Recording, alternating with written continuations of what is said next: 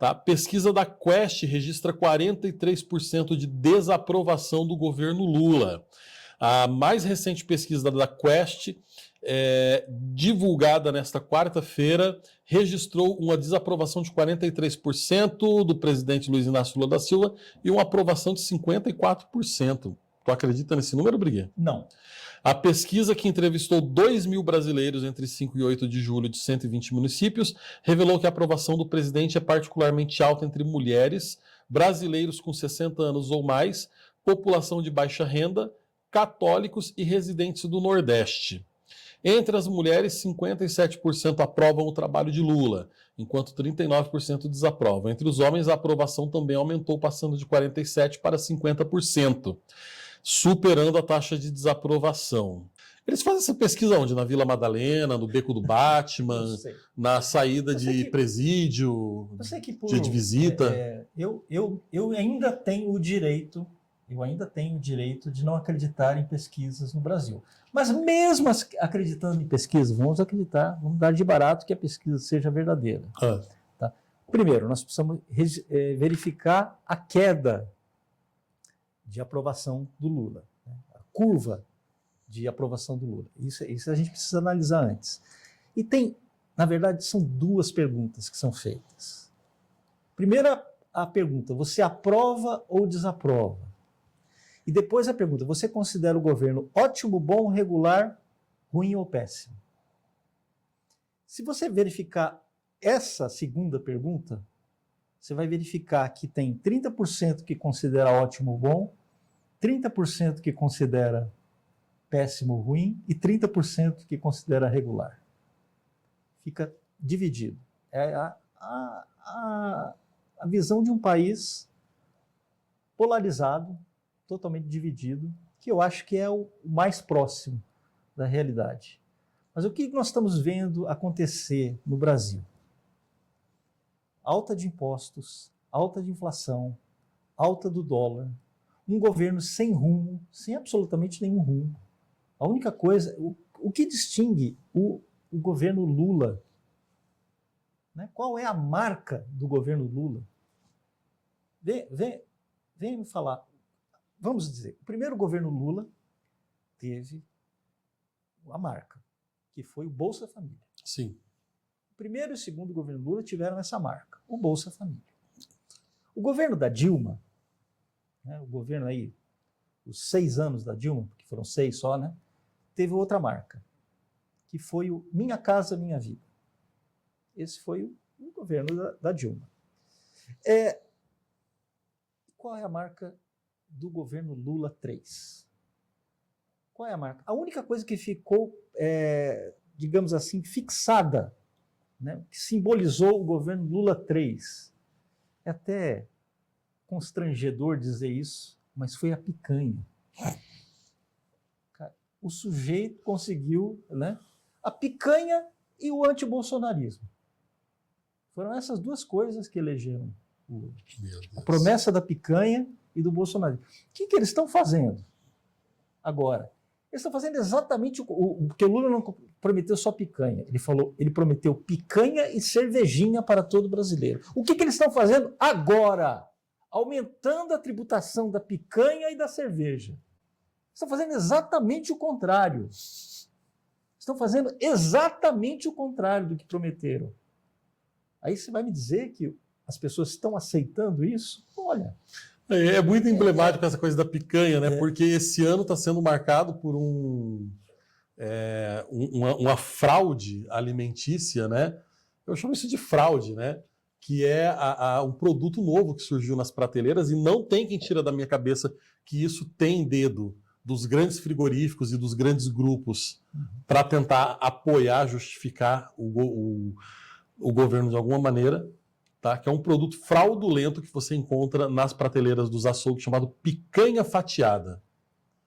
Que não é picanha, é colchão duro. Meu Deus. É colchão duro. Quer dizer, isso para mim é o símbolo. É colchão... Acho que é o símbolo da era Lula 3. Para quem entende um pouco de gastronomia, sabe que a partir da terceira veia ali da peça de picanha, não é mais picanha. A partir da terceira veia é onde começa o colchão duro. né? Quando a gente vai fazer um corte, a gente pega a peça inteira do colchão duro, pega a ponta do colchão duro, conta 1, 2, 3 veias e corta. Aquilo ali é a picanha.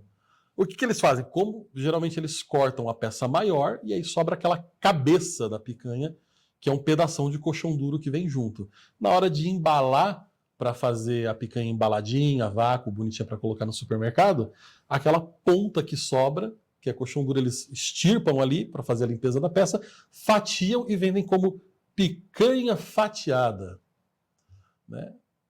Para poder falar que existe uma picanha a preço popular. Isso para mim é um símbolo do atual regime. É um símbolo. E assim, são duas coisas que funcionam nesse governo. O que eles tentam fazer funcionar. A narrativa, a tentativa desesperada de emplacar a narrativa. Esse mandato vai ser o mandato da picanha fatiada. O Gonçalo Soares falando aqui.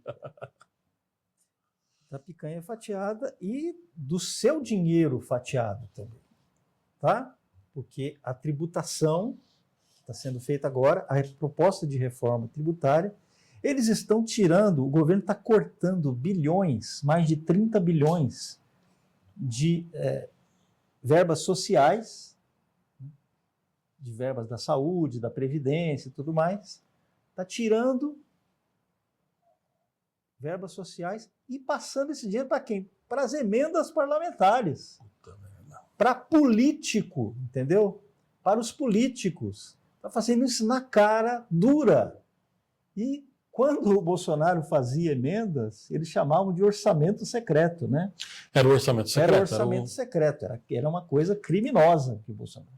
Não, eles estão fazendo isso na cara dura, diante de todo mundo, para aprovar o quê? Aumento de impostos. Esse governo é daquela música do George Harrison, nos Beatles, Taxman. O Taxman. Taxman, a famosa música. Quando você respira... O cobrador de impostos. Se você respirar, eu vou cobrar teu ar. É basicamente isso que esse governo está fazendo. Se você respirar, eu vou cobrar o teu ar. Então é isso que eles estão fazendo e tentando esconder de todas as maneiras. E tentando esconder com o quê? Com os ataques também. A outra estratégia, a única outra coisa que funciona nesse governo é atacar o Bolsonaro. Que é a vingança, né? O que a gente vem falando aqui no BSM desde do início do governo, né? Que seria um governo marcado por um cheque em branco que deram para o Lula pagar a vingança dele, né? Contra o lavajatismo, o bolsonarismo, toda a direita, né? A vingancinha do Lula. É o Bolsonaro que está sendo indiciado por joias que ele devolveu para a União. Joias que ele devolveu para a União. Tá? Então, ele está sendo indiciado por isso. E que, em tese, nem precisaria devolver. Porque não havia uma clareza na lei quanto a quem pertenciam essas joias. Mas, coisas dele. Ou seja, mas se for pegar os julgados, o Temer e o Lula também ficaram com presentes que eram considerados de uso personalíssimo. Sim. Como canetas, relógios. Sim, quer dizer, 2 pesos, 2 medidas feitas para... Quer dizer, a gente perdeu completamente o senso de proporções no Brasil hoje. Porque o Lula, não é que ele fez... Eu não estou justificando, aliás, o Bolsonaro ficar com joias. Eu acho que político nenhum merece presente. Político merece só cobrança. A discussão do ponto de vista moral pode ser feita. Exato. A discussão do ponto de vista moral pode ser feita, né? Isso é outra coisa. Mas o que no máximo o Bolsonaro fez, se fez, foi uma infração administrativa, tá? Tudo foi devolvido para a União, acabou a conversa. Legalmente é isso. Legalmente acabou a conversa, entende? Agora, o que o Lula fez? O Lula destruiu as estatais brasileiras. Ele pegou a maior empresa brasileira, que era a 12ª empresa do mundo. O Lula, a Dilma e o PT fizeram dessa empresa a empresa mais endividada do mundo. Caiu para 100º, 20º lugar no mundo. Se tornou a empresa mais endividada no mundo. Só não faliu porque é do governo. dos maiores esquemas de roubo e corrupção da história da humanidade. 1 trilhão, gente. Se você somar todo o prejuízo às estatais, aos fundos de pensão que os governos do PT fizeram, dá 1 trilhão. Isso foi recuperado agora no governo Bolsonaro, inclusive. Foi recuperado, e lembrando que no final do governo, graças aí à administração, né, da Petrobras, e enfim, a gerenciamento da economia pelo Paulo Guedes, né, esses pontos positivos o Bolsonaro teve, né, de fato não ficar interferindo ali nas áreas que ele não tinha conhecimento técnico e colocar pessoas capacitadas para fazer isso. Fizeram grande isso. mérito dele. A Petrobras conseguiu se recuperar de tal maneira que em 2020 ou 21, logo depois da pandemia, eu acho que foi no comecinho de 22, no começo do último ano do governo Bolsonaro, ela conseguiu a marca de maior pagador de dividendos aos seus acionistas do mundo naquele trimestre. Agora eu só não me recordo se foi no primeiro ou segundo trimestre, mas naquele trimestre ela foi o maior pagador de dividendos do mundo, dentre todas as empresas de capital aberto e misto. E para a gente terminar aqui com um momento literário, eu queria falar desse livro aqui, A Revolução dos Bichos, que explica muito do que nós estamos vivendo hoje. Você sabe da historinha da Revolução dos Bichos, né? Sim. Que tinha os 2 porcos rivais, né? Que tentavam comandar a fazenda, né? A Granja do Solar. Bom, os 2 porcos se chamavam Bola de Neve e Napoleão. Bola de Neve e Napoleão, então, entraram num confronto terrível e o Napoleão conseguiu expulsar o Bola de Neve da fazenda. Foi o Bola de Neve embora. E aí, o Napoleão começou o seu governo. E tudo dava errado no governo do Napoleão. Tudo dava errado. Mas qual foi a grande ideia que teve o Napoleão? Tudo que acontecia de errado na fazenda era culpa de quem? Bola de Neve. Do Bola de Neve. Deixa eu ler um trecho para vocês aqui, para a gente encerrar. De repente, no início da primavera, um fato alarmante foi descoberto. Bola de Neve frequentava a fazenda à noite, em segredo. Os bichos ficaram tão assustados que mal conseguiam dormir em seus estábulos. Toda noite, ele vinha disfarçado para fazer todo tipo de maldade. Roubava o trigo, entornava os baldes de leite, quebrava os ovos, pisava nos canteiros, roía a casca das árvores. Sempre que algo ia mal, era culpa do Bola de Neve. Se uma janela quebrava, um ralo se entupia, alguém por certo diria que Bola de Neve viera pela noite e o fizera. E quando a chave do depósito desapareceu, toda a fazenda estava convencida de que Bola de Neve havia jogado no poço. Curiosamente, continuaram acreditando nisso mesmo após a chave ter sido encontrada debaixo de um saco de farinha.